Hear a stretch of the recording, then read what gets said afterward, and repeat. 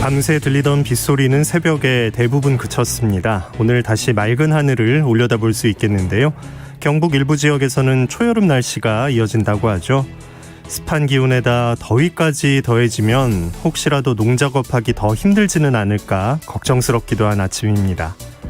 농사일이야 어느 때나 고된 일이지만 이맘때 허리 한 번 제대로 펼 틈 없이 바쁜 시기죠. 해 뜨기 전부터 부지런히 움직였으니까 해질녘 집으로 돌아오는 길에는 콧노래 흥얼거리며 돌아올 수 있는 가벼운 발걸음이었으면 합니다. 6월 4일 금요일 오늘 아침 일라디오 출발합니다. 안녕하십니까? 저는 아나운서 김재홍입니다.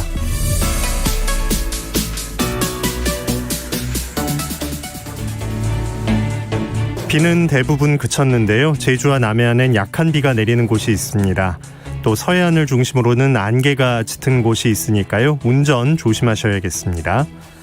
자, 오늘 금요일 새농퀴 당첨자 발표가 있는 날입니다. 지금 가장 맛 좋고 몸에 좋은 건강한 우리 농수산물 정보가 있는 시간 새농퀴. 이번 주 정답과 선물 받으실 분들 지금 알려드립니다.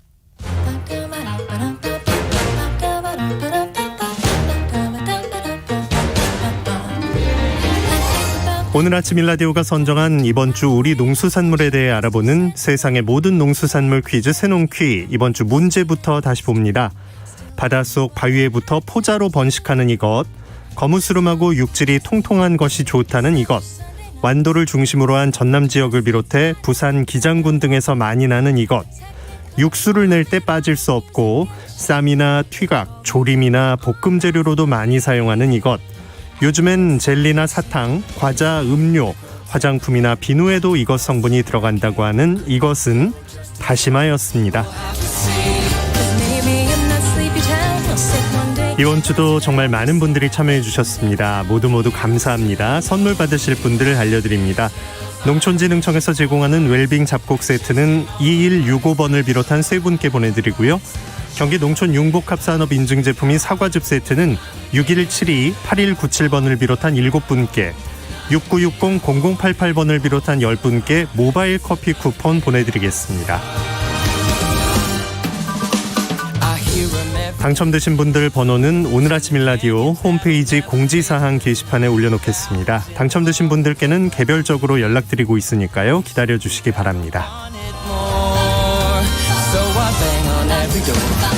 우리 농수산물에 대한 다양한 정보가 있는 시간, 세상의 모든 농수산물 퀴즈 새농퀴. 다음 주에도 풍성한 선물과 함께 돌아오겠습니다.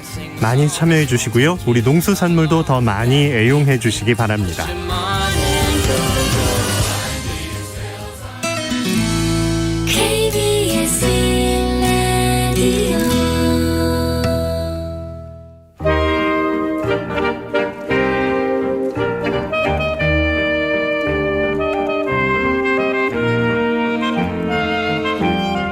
서울시 교육청이 지난 5월 20일부터 희망급식 바우처 사업을 시작했습니다. 코로나19로 매일 등교가 어려워지고 학교 급식이 어려워지자 어린 학생들이 끼니를 챙길 수 있도록 한 사람당 10만 원의 바우처를 지원하는 사업이죠. 그런데 이 바우처를 사용할 수 있는 곳과 살 수 있는 품목을 두고 끊임없이 잡음이 나오고 있습니다. 학교 급식 단순히 한 끼를 먹는다는 의미로 설명되지 않습니다. 좋았던 취지마저 무색해진 이번 상황 짚어보고 학교 급식을 대신하는 바우처 사업에 앞서서 어떤 고민들이 더 필요했던 걸까 함께 생각해 보겠습니다. 농촌사회학자 정은정 연구원 전화 연결합니다. 안녕하십니까? 네, 안녕하세요. 네, 코로나19 상황에서 초등학교 1, 2학년, 고3 일부 학생을 제외하고는 계속 원격 수업을 진행하고 있습니다. 올해 학교 급식 주로 어떻게 이루어지고 있나요? 네, 현재 지역마다 좀 차이가 있습니다. 밀집도가 덜한 중소도시나 그리고 농어촌 지역의 학생들은 전면 등교를 하고 있거든요. 그러면 이제 급식이 전면 실시가 되고 있지만 대도시 지역의 경우 여전히 밀집도에 따라서 등교 일수가 조정이 됩니다. 그래서 급식이 이제 제대로 실시가 되지 못하고 있는데요. 현재 서울시 기준으로 보게 되면 매일 등교한 학생들은 약 35% 정도 된다고 합니다. 그래서 급식이 전면 실시될 때보다는 약 65% 정도가 줄어들었다고 하는데요. 저는 경기도의 중학생 학부모입니다. 그래서 2주일 정도는 가정 온라인 학습을 하고 또 일주일은 등교를 하는 방식이어서 주로 집에서 점심을 해결하는 상황에서 저도 만만치 않게 이렇게 힘이 드는데요. 이런 상황에서 점심을 가정에서 이제 챙겨주기 어려운 학생들에게 탄력적 희망 급식이라고 해서 집에서 원격 수업을 하고 급식은 이제 학교에 가서 먹는 이런 제도가 있었지만 네. 실효성이 없었다는 평가가 있습니다. 또 여기에 방역 급식을 강조하는 분위기여서 등교하는 학생들은 줄었어도 업무는 과중되어 있습니다. 학생들 간의 배식거리를 유지를 하고요. 또 테이블을 이렇게 소독하고 교사들도 급식 지도를 하느냐고 굉장히 큰 고충을 겪고 있기 때문에 학생이 줄어들어서 편하지 않느냐라는 것은 말에 맞지 않다고 하네요. 네. 맞아요. 다 힘든 상황입니다. 네. 최근에 서울시 교육청의 희망급식 바우처가 지금 논란이 되고 있는데 이건 어떤 사업인지 설명부터 좀 부탁드릴게요. 예, 서울은 이번 코로나19 시국 때문에 등교하지 않고 원격 수업을 하고 있는 이 학생들 약 56만 명을 대상으로 예산을 약 560억 원을 들여서 희망급식 바우처 이 제도를 실시를 했습니다. 7월 16일까지 사용 기한이 정해져 있는데요. 사용 가능한 품목과 사용처에 제한이 붙어 있습니다.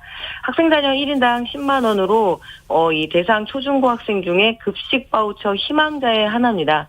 제외 대상을 보자면 전일 등교를 하는 초등학교 1, 2학년, 고3 학생, 특수학교, 소규모학교 그리고 급식 지원 대상자 아동들에게 제공되는 그 꿈나무 카드라고 있거든요.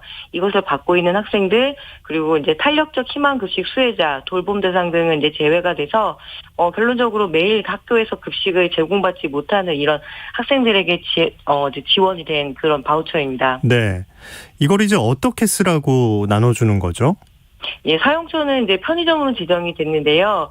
지정 물품을 이제 구입할 수 있는데 도시락, 제철 과일, 흰 우유, 그리고 두유나 야채 샌드위치, 과채 주스, 샐러드, 그리고 떠먹는 요구르트, 훈제 계란, 김밥류 등 약 10가지로 제한이 되어 있습니다. 특히 나트륨 함량을 기준으로 식품을 선정했다고 하는데요. 도시락인 경우에는 나트륨이 1067mg 이하, 그리고 칼로리가 990kcal 이하, 그리고 단백질이 11.7g 이상인 도시락만 구매할 수 있다는 좀 까다로운 조건이 붙었습니다. 그래서 특히 문제가 된 것이 김밥인데요. 김밥류도 삼각김밥이나 김밥 같은 경우에는 나트륨 함량이 높아서 구매할 수가 없다고 하니까 아무래도 학생들의 불만이 굉장히 높습니다. 왜냐하면 가장 선호하는 품목이기 때문입니다.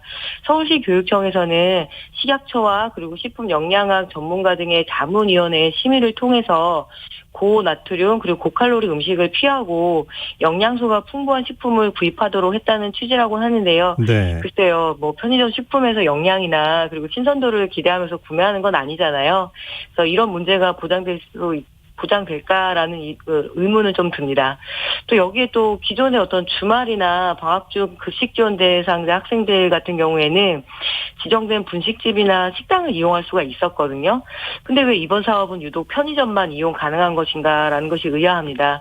그 이유로는 서울시 교육청 관계자는 일반 식당 같은 경우에는 식중독 위험이나 나트륨 관리의 문제를 이렇게 관리를 하기 어렵다라고 했는데요. 하지만 또 꿈나무 카드를 사용할 수 있다라면 이미 학생들이 이용하고 있다라고 봐야 하거든요.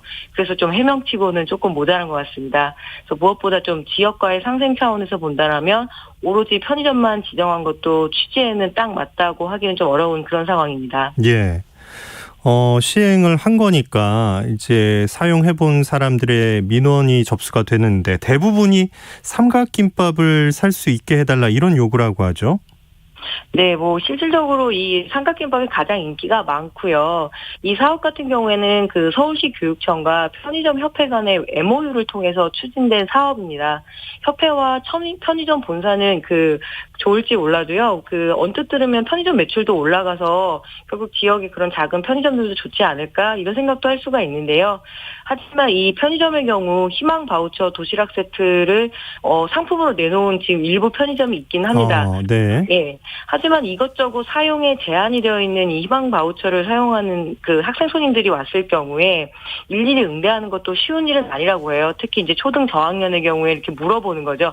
이 도시락은 되나요? 이건 안 되나요? 이렇게 이렇게 물어보게 되는데 이런 것도 일일이 반응하기도 어렵고 그렇죠. 또 결정적으로 편의점에 들르는 일반 손님들도 자신들이 이제 구매하고자 하는 물품이 이미 매진되어 버려서 그냥 구매자가 나가버리게 되면 편의점주 입장에서는 그것이 오히려 더 큰 손해다라고 이렇게 이야기를 하고 있습니다. 상식적으로 물건이 다 떨어지면 바로바로 매대가 채워지면 되는 거 아닐까? 이렇게 생각하는데 그렇지는 않거든요. 특히 김밥류나 샌드위치 이런 신선식품은 좀 일정 시간을 두고 이렇게 공급이 되는 시스템이거든요. 네. 그래서 제가 좀 실제로 이번에 취재를 하면서 들었는데 밤 11시에 편의점 판매 물품이 들어오는 시간에 맞춰서 부모님들이 가서 이렇게 해당하는 물품을 사오고 그럼 또 다른 손님들 좀 급하게 식료품이 필요했던 일반 손님들은 그것을 또 구매할 수 없는 좀 이런 매장이 굉장히 혼란스러운 상황이어서 이러나 저러나 좀 불만들이 지금 많이 쏟아져 나오고 있고요. 또 결정적으로는 대기업을 도와주는 사업 아니냐라는 이런 비판도 지금 있습니다. 예. 시행한 지 좀 시기가 지났고 이제 그 써야 하는 그 마감 기간도 다가오고 있는데 서울시 교육청이 조금 해결책을 내놓은 게 있습니까? 네, 사용처가 편의점으로 국한돼 있는 데다가 구매할 수 있는 품목이 이제 제한이 돼 있다 보니까 굉장히 이제 불만이 많았습니다. 그래서 이 삼각김밥은 현재 이제 허용이 됐고요. 본래 선적 물품 중에서 생수도 구매를 할 수가 없었습니다.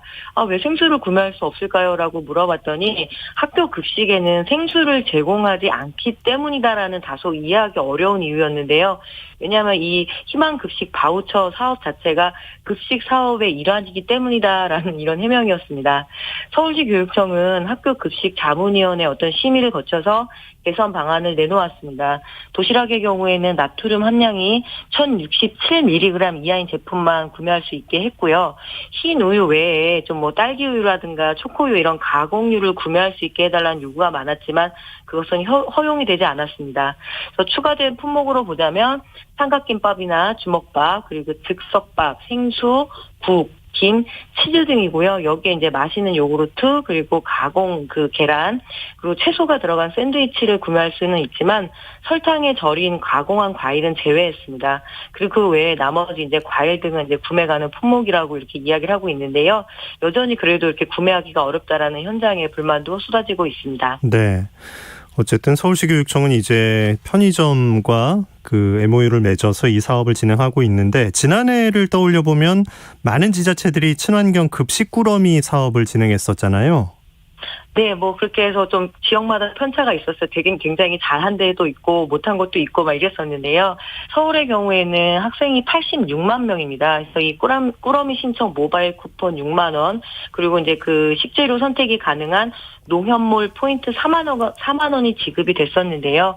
이는 당시 사용되지 못한 무상급식 예산 785억 원과 그리고 추경 예산 75억 원을 활용을 해서 급식 중단으로 이제 판로를 잃은 농민들, 특히 이제 생산자들, 급식 업체들, 이런 업체들의 피해가 굉장히 커서 여기로 일단 지원을 하고 또 학생들에게 건강한 식사를 이렇게 공급하기 위한 취지의 사업이었죠.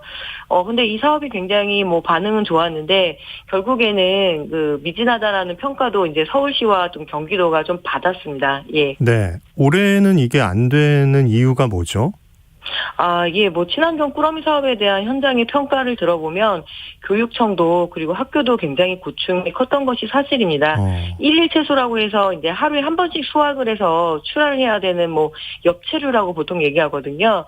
이 농가의 피해가 가장 컸지만 막상 이런 신선 채소를 꾸러미에 이렇게 보냈을 때 너무 많은 민원이 발생했습니다. 제때 해먹지 못할 경우에 버리게 되는 경우가 많았다는 것이죠. 결국 그 대체제로 선택된 것들이 이제 좀 보관성이 좋은 쌀이나 감자와 같은 이런 농산물을 보냈는데도 불구하고 불만이 속출했다는 것이 현실입니다. 즉 아이들이 혼자 해먹을 수 있는 음식들, 가공식품이나 레토르트 식품들 이런 것들을 보내달라고 학부모들이 좀 요청을 했었어요. 네. 그런데 또 작년 이 경기도 내 일부 학교에서 식품 대기업에서 생산한 가공식품으로 보냈을 때는 또 농민을 외면하고 학생들의 건강을 외면하는 것이냐라는 이런 또 비판도 있었고요. 그래서 이러지도 저러지도 못하는 상황에서 이번에 이런 이제 희망급식 바우처 카드가 나온 거죠. 네. 진짜 쉽지 않네요. 네네. 급식 농가들 지금 상황은 그럼 어떨까요? 예, 여전히 전면 등교가 이루어지지 않기 때문에 여러 어려움이 있는데요. 친환경 농산물의 경우 학교 급식에 쓰이는 양이 전체 생산량의 약 거의 60%를 차지를 합니다. 그러니까 친환경 농사를 지었을 때는 주요 소비처가 학교라는 것이죠. 예. 그렇기 때문에 친환경 농업의 파수꾼이라고도 할 수 있습니다. 그래서 이런 양적인 측면뿐만 아니라 학생들에게 골고루 먹이기 위해서 계획에 따라서 이렇게 작물을 재배를 하기 때문에 어떤 농업의 다양성이라는 것이 지켜진 굉장히 순기능이 있었거든요. 그래서 시도 교육청마다 기준은 다르지만 서울시 같은 경우에는 친환경 무상 급식의 어떤 기본 방향에서 70% 이상을 친환경 농산물을 써야 된다라는 규정이 있었기 때문에 이 농업과의 상생 측면에서 보자라면 굉장히 중요한 게 이 학교 급식입니다. 그렇다면 이번 희망 바우처 사업 같은 경우에는 이 취지에는 너무나 어긋난 그 사업이라는 그런 농업 단체들의 거센 반발에 지금 직면해 있고요. 네. 네. 만약에 이렇게 급식 중단으로 농산물들이 일반 시장에 나오게 되면 이게 또 문제가 생길 수 있다면서요? 네, 작년에 코로나19로 그래도 쌀이나 잡곡 등은 이제 굉장히 그 꾸러미 사업을 통해서 많이 좀 처리를 했습니다. 해소를 했는데 올해 이 꾸러미 사업이 중지가 되면은 가을에 또 수매를 해야 될 품목이 창고에 쌓이거나 이런 운영 문제가 발생할 수 있다는 우려가 지금 지역의 농협에서도 지금 나오고 있거든요. 특히 이 학교급식 계약 농산물은 계획에 맞춰서 생산하고 굉장히 엄정한 과정을 거칩니다. 근데 이렇게 학교급식이 들쭉날쭉하게 되면은 결국 그 농가에서 일반 농산물 시장으로 풀어버리는 거거든요. 근데 친환경 농산물의 경우에는 경매 거래가 성사되지 않는 경우도 있어서 일반 농산물로 그냥 출하를 하는 경우가 있습니다. 그렇게 되면 이런 이제 관행 농가, 일반 농가의 그 농산물의 어떤 가격 하락을 이끌기 때문에 서로 이렇게 좀 피해를 보는 그런 우려도 분명히 지금 있고요. 네. 이게 어떻게 해도 이게 모두가 만족하기가 어려운데 학교 급식을 농가도 좀 생각하면서 진짜 학생들이 또 그 대상이니까 학생들도 좀 만족하는 어떤 대책이 필요하겠습니까? 예, 판로를 이르는 농산물 중 수요처가 특정되거나 대체 판로가 상대적으로 부족하다라면 뭐 꼭 학교 급식만이 아니거든요. 군대 급식도 있고요. 그러니까 공공급식용이나 복지사업용 그리고 재난구호 물품용으로 우선 제공이 되어야 됩니다. 예. 그리고 이 사업 자체가 굉장히 여러 가지로 어려움을 겪은 것들이 학부모들이 학교 급식에 대한 어떤 이해가 없었던 거죠. 단순히 끼니를 챙기는 것뿐만 아니라 어린이와 청소년들의 어떤 건강을 증진시키고 또 친환경 농업을 좀 수행하고 또 농업의 지속 가능성, 지역가의 상생 이런 여러 가지 사회적 의미가 있는 굉장히 중요한 사회적 제도인데요. 그래서 이런 학부모들의 인식 개선과 그리고 인식 개선을 위해서 캠페인도 필요하고 교육이 굉장히 절실하다는 것이 이번에 이제 저의 연구 결과입니다. 네. 네. 우리 농업과 농촌과 농민의 삶을 업시키는 농업 이야기 정은정 연구원과 함께했습니다. 고맙습니다. 네, 감사합니다.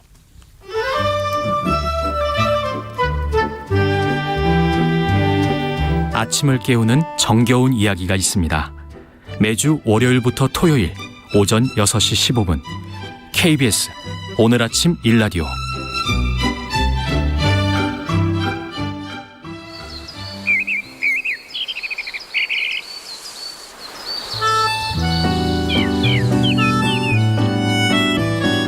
숲으로 가는 길. 금요일 아침 한적한 숲속으로 안내합니다. 숲으로 가는 길 숲 해설가 김서정 작가와 함께합니다. 안녕하십니까? 네, 안녕하세요. 네, 6월의 첫 금요일도 촉촉하게 시작하고 있는데 오늘 어느 숲으로 가볼까요? 김재호 아나운서께서는 혹시 유원지에 가본 적이 있으신가요? 유원지, 원천 유원지? 군대 있을 때 그쪽 가본 기억이 있습니다. 예. 우리에게서 잊혀져 가고 있는 단어 가운데 하나가 유원지인 것 같은데요. 그러네요. 우리나라 최초 유원지는 1909년에 조성된 창경원으로 볼 수가 있습니다. 일제가 여러 의도를 가지고 창경궁을 동물원과 식물원 맞아요. 그리고 놀이시설이 있는 유원지로 만들어 궁궐이 가지는 유상을 격화시켰습니다. 이후 큰 도시를 중심으로 많은 유원지들이 만들어지는데요. 유원지가 만들어진다는 것은 그곳의 자연환경에 인공시설물이 들어선다는 것이고요. 그래서 우리는 플레저 그라운드로 불리는 유원지에서 말 그대로 즐거움을 얻지만 상대적으로 자연은 이전과 다른 모습을 가진다고 볼 수가 있습니다. 유원지를 대신하는 단어가 테마파크이긴 합니다만 이제는 많은 분들이 숲길 트레킹 등을 통한 새로운 놀이문화를 가지려고 하는 것 같습니다. 네. 분위기가 많이 다르잖아요. 아이들은 이제 아스팔트로 덮여 있고 뭐 인공 구조물이 많은 그런 네네. 놀이동산을 떠올릴 것 같고 네. 숲길에서 트레킹과는 전혀 좀 다른 그런 느낌이 있어요. 예, 일단 체력 소모가 많이 다릅니다. 네. 예, 물론 놀이동산 같은 테마파크에서 휴식도 그 나름의 즐거움이 있긴 하지만 진짜 쉼을 원한다면 특히 요즘 같은 상황에서는 사람들이 많이 모이는 곳에 가는 것보다 한적한 숲에서 몸의 면역력을 높여주는 피톤치드를 쏘이거나 도시에서 부족한 음이온을 보충하는 쪽을 많이 선택하시는 것 같습니다. 그래서 생태공원 또는 자연휴양림 같은 공간이 많이 생기는 것 같은데요. 서울 근교의 대표적인 관광지 경기도 양주시 장흥유원지에 2012년부터 조성되었다는 장흥숲길이 있어 오늘은 그것을 소개해드리려고 합니다. 네. 장흥유원지도 다녀온 적이 있네요. 예, 맞습니다. 예. 멀지 않고 또 예, 예. 그 일영이랑도 이어져 예, 있고, 예, 음식점도 곳입니다. 많고, 네, 네. 약간 쉬면서 먹고 놀다 오기 좋은 곳인데, 예, 예. 거기 숲길이 있군요. 예. 그래서 우리가 한번 만들어진 이미지가 바뀌려면은 많은 시간이 걸릴 것 같습니다. 네. 그래서 일제가 만들어 놓은 창경원이라는 이름이 1980년대까지 있었고요. 그거 벚꽃놀이는 늘 인산인해를 이루었다고 합니다. 그 창경원 동물원이 서울대 공원으로 옮겨가면서 창경궁이라는 이름이 다시 복원되기 시작했고요. 모습 또한 다시 되찾고 있는 과정에 있습니다. 이 장흥이나 일영 역시 유원지 이미지가 강하고 아는 분들은 여전히 그곳에 가셔서 휴식을 취하시면요. 오늘은 장흥에도 숲길이 조성되어 있다는 걸 통해 우리의 놀이문화를 생각해보는 시간을 한번 가져볼까 합니다. 네. 최근에 진짜 놀이문화 많이 바뀐 것 같아요. 네. 예, 영상을 보는 쪽으로 많이 흘러가는 것 같아서 진짜 좀 걱정인데 온라인상에서 많은 시간을 보내는 젊은 세대들이 있잖아요. 맞습니다. 예. 거의 그런 것 같습니다. 밖에 나가서도 손에서 놓지 못하고. 예, 그래서 이렇게 숲에 가서 보면은 숲에 가서도 많은 분들이 이 바람에 살랑거리는 나뭇잎이나 그 사이로 보이는 푸른 하늘, 낙엽 더미에서 올라오는 오래된 냄새에 호호호 하는 새소리에 집중하기보다 스마트폰에 눈길을 더 많이 주시는 것 같은데요. 그래도 숲속에 들어가 있다는 것만으로도 새로운 에너지를 얻기 위한 재충전의 놀이로 저는 괜찮다고 생각을 가져봅니다. 네. 그래서 철학자 니체는 나는 위대한 과제를 대하는 방법으로 놀이보다 더 좋은 것을 알지 못한다. 이것이 바로 위대함의 징표이자 본질적인 전제 조건이다. 이런 말씀을 하셨는데요. 이 말은 놀이가 사람을 사람답게 하는 의미 같기도 하고요. 그 놀이를 통해 창조성이 발휘된다는 말 같기도 합니다. 그렇게 볼 때 우리가 크게 노력하지 않아도 숲에 잠기는 순간 얻는 많은 것들이 우리의 몸과 마음을 바꿔주기에 숲속 산책은 적극 권하고 싶습니다. 네. 놀이가 사람답게 한다. 장흥관광지, 장흥숲길 어떤 나무들이 있는지 궁금한데요. 예, 장흥숲길은 2구간으로 나눠져 있습니다. 그 양주시 공식 블로그에 의하면 제1구간은 6.3km로 장흥숲길 입구에서 조각 아뜰리에, 권율장군묘, 청년사 입구, 온능에 이르는 길이고요. 제2구간은 6.1km로 현대랜드, 법화사, 돌고개, 장흥자생수목원, 돌고개 유원지 입구에 이르는 길이라고 되어 있는데요. 네. 이 두 구간을 다 가면은 좋겠지만은 아이들과 함께라면 한 구간만 산책하시는 것도 괜찮을 것 같습니다. 여기서 오늘 제가 소개해드리려면 은사시 나무인데요. 이 나무는 2구간 법화사 근처를 가면은 백합나무 군락지가 있습니다. 네. 이 백합나무 사이로 여러 그루의 은사시 나무가 웅장하게 자라고 있었는데요. 그래서 이곳을 가시면 백합나무에 가려 잘 안 보이는 은사시 나무도 보시면 어떨까 싶어 오늘 소개를 해드리겠습니다. 군락지에서 백합나무만 보지 말고 은사시나무를 찾아서 봐라. 김 작가님은 왜 이런 제안을 해주시는 거죠? 이 백합나무는 제가 여기서 청남대를 소개하면서 말씀드린 적이 있었고요. 네. 예, 그래서 최대 높이 40m까지 자라는 백합나무. 하지만 그곳 백합나무는 한 20m 정도는 되어 보였습니다. 네. 그 크기와 비슷하게 자라 있는 은사시 나무가 그곳에 있었는데요. 만약 이 나무들의 키가 작았다면 잎 모양을 보고 다른 나무라고 바로 알 수가 있습니다. 그러니까 백합나무 잎은 사각형이고 은사시나무 잎은 둥근 달걀형인데요. 하지만 가서 보시면 키가 너무 컸고 높이 있으니까. 예, 또 숲이 좀 우거져서 좀 어두침침해서 한 번에 잎 모양으로 구분하기는 좀 어렵습니다. 예. 그렇지만 이 특징이 나무 껍질을 보고 우리 눈높이에 있는 나무 껍질을 보고 바로 다른 나무라는 거를 알 수가 있었는데요. 백합나무는 회갈색의 나무 껍질이 세로로 갈라져 있고요. 은사시나무는 마른 목골의 피목이 촘촘히 박혀 있었습니다. 아, 은사시나무. 아니, 사시나무 떨듯한다 이런 표현이 있잖아요. 네, 맞습니다. 그 사시나무의 일종인가요? 네, 같은 은사시나무도? 종류입니다. 네, 오, 네. 그렇군요. 네. 예. 그래서 그 은사시나무는 말씀을 드리면 버드나무과 사시나무 속의 낙엽, 화렵 교목인데요. 본래 따로 자라던 은백양이라는 나무가 있었고 또 방금 말씀하신 사시나무가 따로 있었는데요. 어느 날 자연 교잡으로 새로 탄생한 나무가 은사시나무입니다. 그러니까 본래 자연에 없던 나무였었는데요. 네. 이 나무의 최초 발견지는 수원에 있던 서울대 농대였고요. 1954년이었습니다. 그러다가 1963년 이 나무가 다시 발견된 것처럼 세상에 알려졌는데요. 이후 이 나무는 당시 빠른 시간 안에 산림 녹화를 이루려는 산림 정책과 맞물려 인공 교배가 이루어지면서 전국 산에 심어지게 되었습니다. 그 이유는요. 버드나무과 사시나무 속 나무들을 포플러라고 하는데요. 이 나무들은 빠른 시간에 빨리 자라는 나무들 속성수입니다.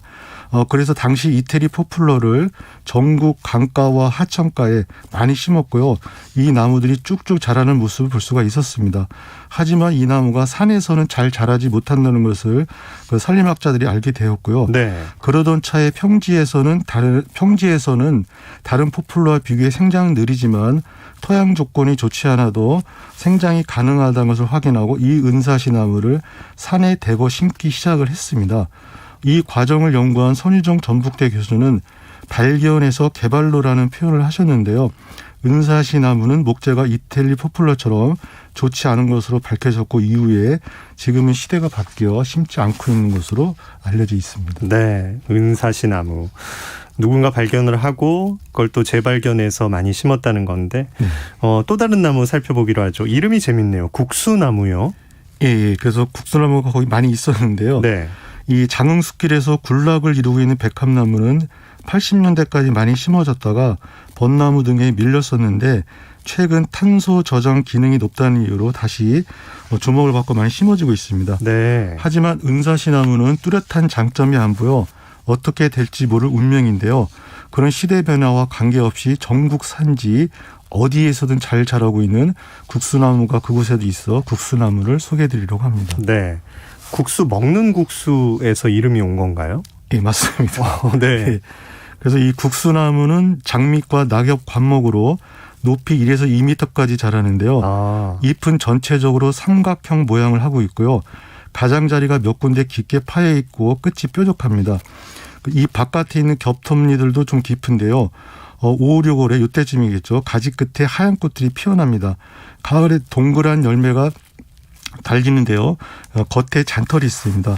그래서 말씀하신 대로 국수라는 이름이 붙은 것은 가지를 잘라서 세로로 찢어보면은 황갈색의 굵은 나무 공예기가 고갱이가 나타나는데 이 모습이 국수를 연상시킨다고도 하고요. 적당한 크기로 올라가다 아래로 쭉 쳐져 있는 수많은 줄기가 그 뻗친 모습이 국수 면발을 떠올리게 해서 국수나무라고도 부릅니다. 네.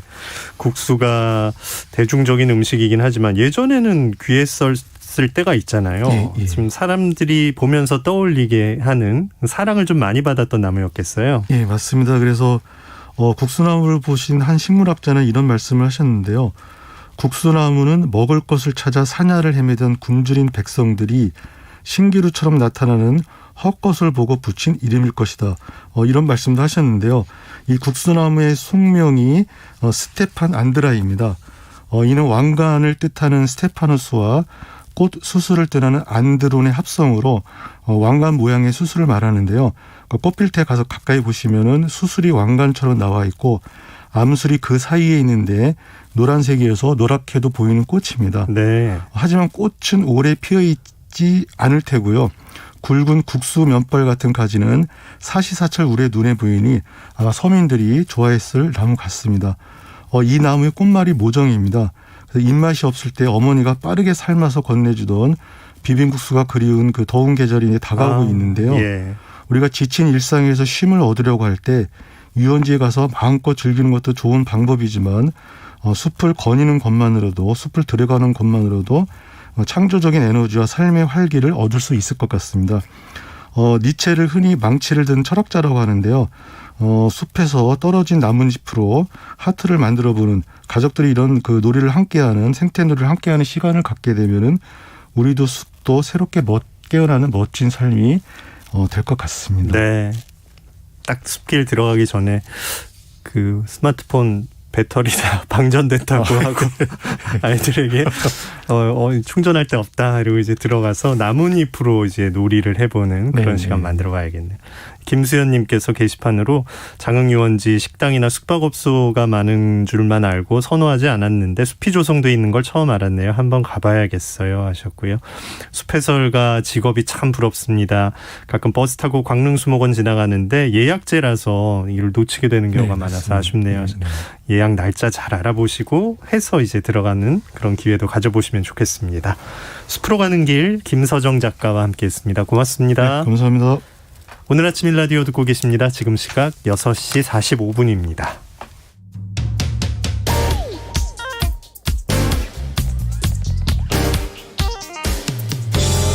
오늘 아침 뉴스 브리핑. 정상근 기자와 함께합니다. 안녕하십니까? 네, 안녕하십니까? 네, 코로나19 상황부터 알아보죠. 어제 다시 600명대 후반의 신규 확진자가 나왔어요. 네, 어제 0시 기준 신규 확진자가 681명이 나왔고요. 전날보다 더 많아졌습니다. 그리고 오늘도 비슷한 숫자의 확진자가 나올 것으로 예상이 되고 있고요. 그리고 어제로 이 60세 이상에 대한 백신 접종 예약이 끝났는데 이 최종 집계는 아직 안 나왔지만 그 예약률이 80%를 넘을 것으로 예상을 하고 있습니다. 70세 이상 74세 미만의 이하의 예약률이 그 어제 이미 80%를 넘어섰고요.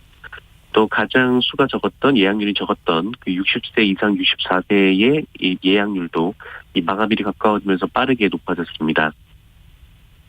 이렇게 되면 집단 면역 달성에도 청지로가 켜졌고요. 정부도 고령층 백신 접종률이 80%를 넘기면 이 거리두기 완화를 검토하고 있습니다. 한편 예약은 마감이 됐지만 예약을 못한 60세 이상은 자녀 백신 예비 명단에 이름을 올릴 수 있고 또 자녀 백신이 발생한 경우 이달 안에 접종할 수 있습니다. 다만 오는 9일까지는 기존 예비 명단에 있던 60세 미만도 접종을 받을 수가 있습니다. 네. 자, 성추행 피해를 호소하다가 사망한 공군 부사관 유족이 다른 피해에 대해서 추가 고소했다고요? 네, 그 유족 측은 어제 이 고인이 생전에 다른 상관에 의한 성추행 피해가 최소 2차례 더 있었다면서 국방부 검찰단에 고소장을 제출했습니다. 유족들이 추가로 고소한 사람은 3명인데요. 이 중 2명은 그 이중사에게 피해 사실을 보고받은 노모 상사와 노모 준위로 직무유기 및 강요미수 혐의이고요. 이 중에 노모 준위는 고인을 추행한 혐의로 추가 고소가 됐습니다. 그리고 또 한 명은 바로 1년 전 이 다른 회식 자리에서 고인을 추행한 혐의를 받고 있습니다. 이 당시 고인은 부대 내 상담관에게 알려서 고충을 호소했는데 이 가해자가 사과했다는 이유로 직속 상관이 사건을 공론화하지 말 것을 요구했고 결국 정식으로 사건을 신고하지 못했었다라고 합니다. 한편 공군은 이 성폭력 무마 의혹이 제기된 그 노준위와 노상사를 사건 3개월이 지난 어제야 보직 해임을 했습니다. 유족 측은 향후 수사를 지켜본 뒤 이 공군이 선임했던 이 사건 초기 국선 변호인 등 이 사건 무마와 축소에 가담한 관련자들을 추가로 고소하는 것도 검토하고 있습니다. 네. 문재인 대통령도 이 사건에 대해서 엄정한 수사를 지시했죠? 네, 문재인 대통령은 사건과 관련해서 절망스러웠을 피해자를 생각하면 가슴이 아프다며 엄정한 수사를 지시했습니다. 문재인 대통령은 가해자는 물론 피해 신고 이후 부대 내 처리, 상급자와 동료들의 2차 가해, 피해 호소 묵살, 사망 이후 조치 미흡 등에 대해서 엄정한 수사와 조치를 강조했고요. 이 최고 상급자까지 지휘라인 문제도 살펴보고 엄중하게 처리하라라고 주문했습니다. 한편 그 이성용 공군 참모총장은 이 고인의 사건이 발생한 지 한 달여 뒤인 지난 4월 14일 이 해당 사건에 대한 보고를 받았다고 합니다. 하지만 별다른 조사나 대책 마련을 지시하지 않았고 국방부 장관에게도 그로부터 한 달여가 지난 5월 25일 이미 고인이 숨진 뒤에야 보고를 했습니다. 그나마도 유족들이 인터넷 커뮤니티에 글을 올려서 억울함을 호소하자 국방부가 먼저 지디에서 내용을 파악했다고 전해지고 있습니다. 참고로 국방부의 성폭력 사건 즉시 보고 지침에 따르면 이 간부 관련 성추행 사건은 피해 사실은 물론 또 가해자에 대한 조치 사항 등을 국방부 전담부서에 즉시 또 별도로 보고하게 돼 있습니다. 네. 이용구 법무부 차관 사표가 수리됐네요. 네.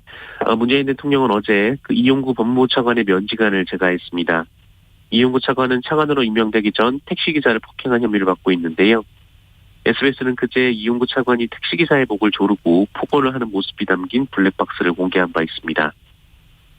또 폭행 후 잠시나마 택시가 운행한 것이 확인이 됐고 또 택시기사는 이후 그 이용구 차관이 이 택시기사분이 차 뒷문을 연 뒤에 자기를 깨우는 과정에서 벌어진 일로 하자라는 요구를 했다고 언론에 주장했습니다.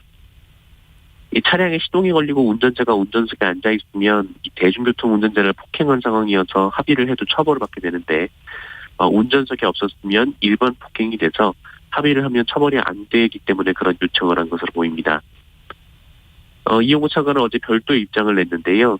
이용구 차관은 택시기사분께 합의금으로 1,000만 원을 준 사실이 있지만 영상 삭제를 위한 대가는 아니었다면서 영상을 지워달라는 요청도 원본이 아니라 카카오톡으로 보내준 영상에 대한 것이다라고 주장했습니다.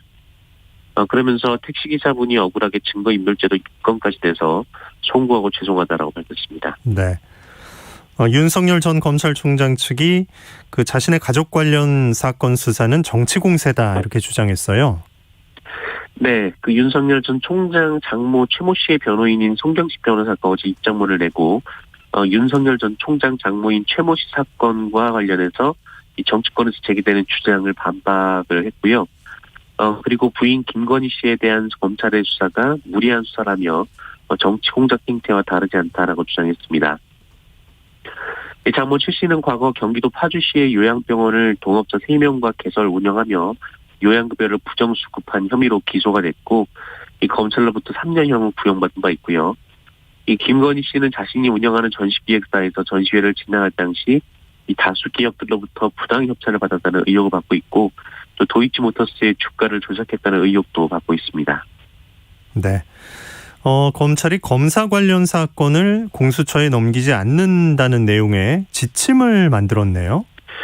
네, 이 고위공직자 범죄수사처의 핵심 기능은 이 법조인들의 제19 감싸기를 방지하지 않은 것인데요. 네.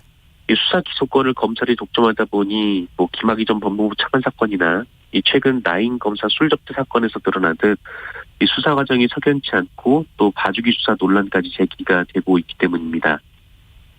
그런데 대검찰청이 만든 고위공직자 범죄 사건 이송 2첩 등에 관한 지침을 보면 이 검찰이 다른 수사기관에 넘겨서는 안 되는 사건 중 하나로 이 검사의 범죄 등에 관한 진정 사건을 포함시켰습니다. 네. 한마디로 자기들 관련 사건은 공수처에 넘기지 않는다라는 의미로 해석될 수 있어서 논란이 되고 있는데요. 이 대검은 조사를 해봐서 혐의가 없는 사건이면 넘기지 않는 것이라며 이 지침에 문제가 없다라는 입장인데 이 지침은 이 공수처가 출범한 직후에 그 윤석열 검찰총장 재임 당시 만들어진 것으로 전해졌습니다. 이 공수처는 최근에서야 이 내용을 알고 검찰이 자체적으로 끝낸 이 검사 비위 사건이 없는지 이 관련 내역을 검찰에 요청하기도 했습니다. 네. 택배기사에 대한 택배회사의 사용자 책임을 인정하는 중노위 판정이 나왔다고요? 네, 이 택배 노동자들은 특수고용 노동자라고 해서 이 택배사의 지시를 받고 일하지만 이 노동자의 신분을 보장받지 못하는 특수한 지위에 있습니다. 하지만 중앙노동위원회가 어제 이 전국 택배노조가 CJ 대한통운을 상대로 제기한 부당노동행위 구제 신청 사건과 관련해서 이 CJ 대한통운이 택배노조와 단체 교섭을 거부한 것은 부당노동행위에 해당한다라고 판정했습니다. 그러니까 택배회사는 택배 노동자를 고용하고 있는 사장님이 맞다라고 이 중앙노동위원회가 인정을 한 겁니다. 그동안 CJ 대한통운 등 택배사는 이 택배 노동자들이 대리점과 위탁 계약을 체결하는 방식으로 택배를 운송했기 때문에 이 자신들과는 직접적인 계약 관계가 없다라고 주장했습니다. 그러다 보니 택배 노동자들은 자신들만큼이나 영세한 대리점하고 교섭을 해야 돼서 이 노동 환경 개선이 이루어지지 못했는데요. 그런데 법원이 이 택배사가 진짜 사장이라는 점을 인정을 한 것입니다. 이 판정으로 특수고용 노동자들의 노동 환경에 큰 변화가 일 수도 있을 것으로 보이는데요. 택배노조 측은 의미가 크다라고 평가를 했고요. 한국경영자 총협회는 이 노사관계에 미치는 부정적인 파장이 우려된다라고 밝혔습니다. 네, 뉴스브리핑 정상근 기자와 함께했습니다. 소식 고맙습니다. 고맙습니다. 자, 문자 소개해드립니다. 1563님께서 국수나무 얘기 들으니까 오늘 점심 뜨끈한 장터국수 한 그릇으로 해결하고 싶네요 하시면서 나무 이름 중에 이팝나무도 있는데 그건 볼 때마다 바바를 떠올리게 하죠 하셨습니다. 이제 부지런해져서 방송 열심히 듣겠습니다 라고 보내주셨고요. 0088님, 구름 사이로 보이는 태양이 반갑기만 한 금요일 아침입니다. 한 주 마무리 잘 하시고 뜻깊은 주말 맞이하세요 라고 문자 주셨습니다. 자, 서해안 내륙을 주변으로 안개 짙은 곳이 많습니다. 밤사이에 내린 비 때문에 도로가 패이거나 물이 고인 곳도 있으니까요. 운전하는 분들 안전하게 이동하시기 바랍니다. 아침 공기는 서늘한 편인데 한낮엔 23도 이상 올라서 포근하겠습니다. 주말에는 다시 30도 안팎의 더위가 찾아온다고 하니까요. 농작물 관리 잘 하시고 건강 관리도 잘 하시기 바랍니다. 오늘 아침 일라디오 오늘 순서는 여기까지입니다. 내일은 이선영 아나운서가 인사드립니다. 저는 아나운서 김재홍이었습니다. 고맙습니다.